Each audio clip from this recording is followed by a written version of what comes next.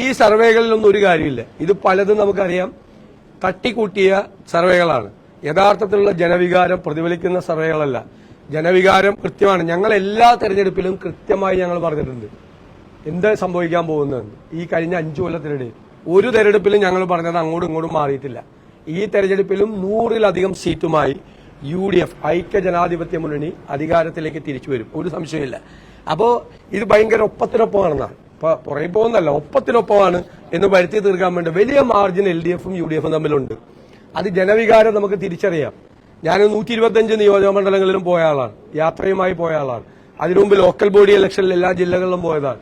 ഇപ്പോൾ എല്ലാ ജില്ലകളിലും പോകുന്നത്. കഴിഞ്ഞ 6 മാസത്തിനകം 5 പ്രാവശ്യം എല്ലാ ജില്ലകളും സന്ദർശിച്ചിട്ടുള്ള ഒരാളാണ്. പ്രധാനപ്പെട്ട എല്ലാ നിയോജകമണ്ഡലങ്ങളിലും 2ഉം 3ഉം പ്രാവശ്യം പോയിട്ടുള്ള ഒരാളാണ്. ഇത് ജനവികാരം എന്ന് പറയുന്നത് ഈ സർക്കാരിനെതിരായി അതിശക്തമായി നിൽക്കുന്നു. അതേ അവസരത്തിൽ ചരിത്രത്തിലാദ്യമായി, ഇന്ത്യ ചരിത്രത്തിലാദ്യമായി UDF വളരെ തയ്യാറെടുപ്പോടുകൂടി ഒരു ഗവൺമെന്റ് അധികാരത്തിൽ വന്നാൽ എന്തു ചെയ്യണം എന്നുള്ള കൃത്യമായ നിർദ്ദേശങ്ങളുമായി ഗവേഷണതുല്യമായ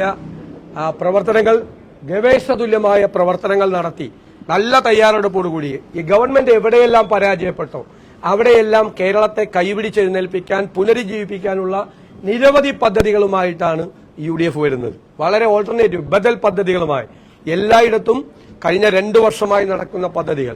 അതുപോലെ ഈ സംസ്ഥാനത്തിന്റെ മുഖച്ഛായ തന്നെ മാറ്റുന്ന വലിയ നമ്മുടെ കേരളത്തെ ഒരു പോർട്ട് സിറ്റിയാക്കി മാറ്റാൻ കഴിയുന്ന കോസ്റ്റൽ ഷിപ്പിംഗ് പദ്ധതി, അതുപോലെ 27 പദ്ധതികൾ കൊണ്ടുവരുന്ന ഏവിയേഷൻ പദ്ധതികൾ, എയർപോർട്ടുകളെ കൂട്ടിയിണക്കി തൊഴിൽ സംരംഭ പദ്ധതി 10,000 സംരംഭങ്ങൾ തുടങ്ങുന്നു. അതുകൂടാതെ 5 ഗ്യാരണ്ടി രാഹുൽ ഗാന്ധി പ്രഖ്യാപിച്ചു. ഇതെല്ലാം ചേർന്ന് സമഗ്രമായ തയ്യാറെടുപ്പോടുകൂടിയാണ് UDF വരുന്നത്. ജനങ്ങൾക്ക് പൂർണ്ണമായ വിശ്വാസമുണ്ട്.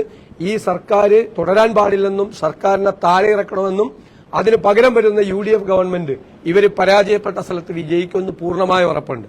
അതിന്റെ അടിസ്ഥാനത്തിൽ 100-ലധികം സീറ്റുമായി ടീം UDF അധികാരത്തിലേക്ക് തിരിച്ചു വരിക തന്നെ ചെയ്യും. പിന്നെ തെരഞ്ഞെടുപ്പിൽ തോക്കുന്നുണ്ടപ്പോൾ വ്യാപകമായ അക്രമ സംഭവങ്ങൾ. ഇന്നലെ വളരെ വിശ്വപൗരനായ ലോകം മുഴുവൻ ആദരിക്കുന്ന ശ്രീ ശശി തരൂരിനെ വഴിയിൽ തടഞ്ഞ് ആക്രോശിച്ച് അദ്ദേഹത്തിന്റെ ഗൺമാനെ കയ്യേറ്റം ചെയ്യുകയും ചെയ്തു.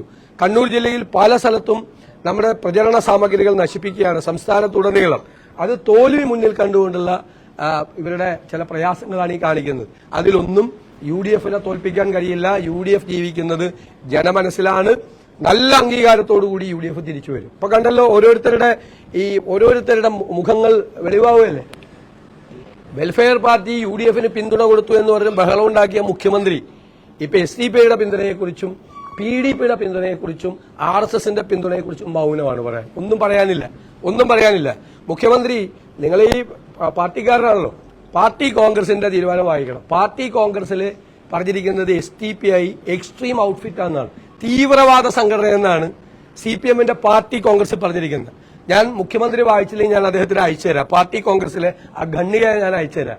SDPI തീവ്രവാദ സംഘടനയാണെന്ന് CPM പാർട്ടി കോൺഗ്രസ് പ്രഖ്യാപിച്ച അവരുമായി കൂട്ടുചേർന്നാണ് മുഖ്യമന്ത്രിയുടെ നേതൃത്വത്തിൽ, പിണറായി വിജയന്റെ നേതൃത്വത്തിൽ ഈ തെരഞ്ഞെടുപ്പിൽ മത്സരിക്കുന്നത്. കാപട്യമോ നിന്റെ പേരാണോ പിണറായി വിജയൻ എന്ന് ചോദിക്കേണ്ട സ്ഥിതിയിലേക്ക് വരികയാണ്.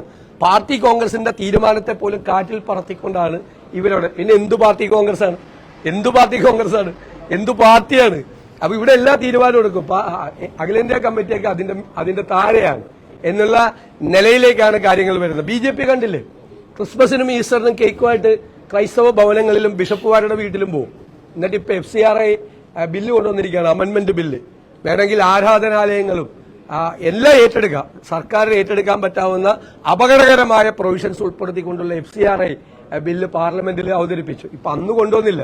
അത് കേരളത്തിലെ തെരഞ്ഞെടുപ്പ് അതിനെ തിരിച്ചടിക്കുമെന്നത് കണ്ടാണ് തൽക്കാലം മാറ്റിയത്. അത് എപ്പോഴായാലും അതും വരും, ചർച്ച് ബില്ലും വരും. അപ്പൊ ഇവര് ആട്ടിൻ തോലിട്ട ചെന്നായികളെ പോലെ ഇവിടെ വന്ന് പാവങ്ങളായിട്ട് അഭിനയിച്ച് കേക്ക് കൊണ്ടേ കൊടുക്കുകയും അവിടെ നല്ല പണി ഇങ്ങോട്ട് തരികയും ചെയ്യാം.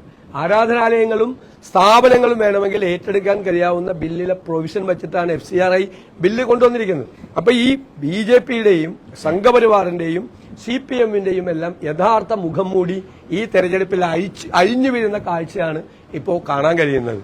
അതൊക്കെ ജനങ്ങൾ വിലയിരുത്തും. അതിശക്തമായ മതേതര നിലപാട് സ്വീകരിച്ചിരിക്കുന്ന UDFനെ മതേതര കേരളം അംഗീകരിക്കുക തന്നെ ചെയ്യും, ഒരു സംശയമില്ല.